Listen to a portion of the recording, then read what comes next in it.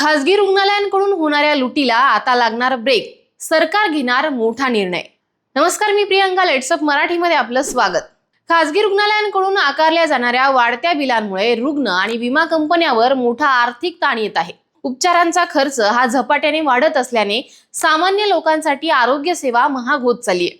हीच परिस्थिती लक्षात घेऊन केंद्र सरकार आता या बिलांवर नियंत्रण आणण्यासाठी एक महत्त्वाचं पाऊल उचलणार आहे। समोर आलेल्या माहितीनुसार केंद्रीय आरोग्य मंत्रालय हे रुग्णालयांनी वैद्यकीय उपकरणांवर किती नफा घ्यावा यावर मर्यादा घालण्याच्या प्रस्तावाचा विचार करीत आहे। या प्रस्तावानुसार रुग्णालयांना वस्तूच्या मूळ किमतीपेक्षा ठराविक टक्केवारीपेक्षा जास्त बिल हे आकारता येणार नाही। आता कोणत्या वस्तूंवर हे नियम असणार आहेत ते देखील जाणून घेऊयात। समोर आलेल्या माहितीनुसार हा नियम केवळ महागड्या उपकरणांपुरता नाहीये, तर रोज वापरल्या जाणाऱ्या वस्तूंनाही लागू होऊ शकतो।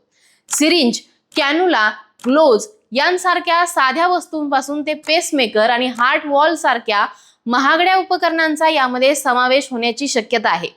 त्यामुळे रुग्णालयांच्या बिलिंग प्रक्रियेमध्ये अधिक पारदर्शकता येऊ शकते। सध्या नेमकं कसं बिल आकारलं जातं ते देखील जाणून घेऊयात। मंत्रालयाने दिलेल्या माहितीनुसार काही प्रकरणांमध्ये रुग्णालये हे वस्तूच्या खऱ्या किमतीपेक्षा 10 ते 30 पट जास्त दर आकारत असल्याचं आढळलं आहे।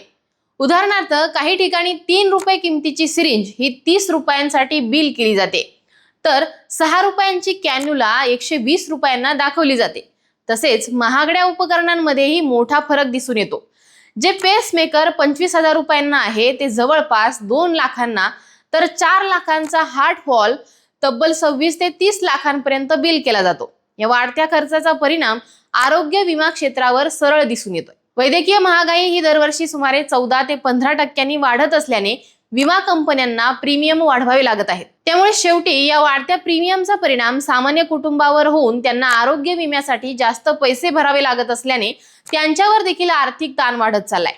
पुढील काही महिन्यांमध्ये आरोग्य विम्याचे प्रीमियम हे 10 ते 15% वाढण्याची शक्यता व्यक्त केली जात आहे। त्यामुळे सरकारने याबाबत कठोर भूमिका घेण्याचा निर्णय घेतलाय।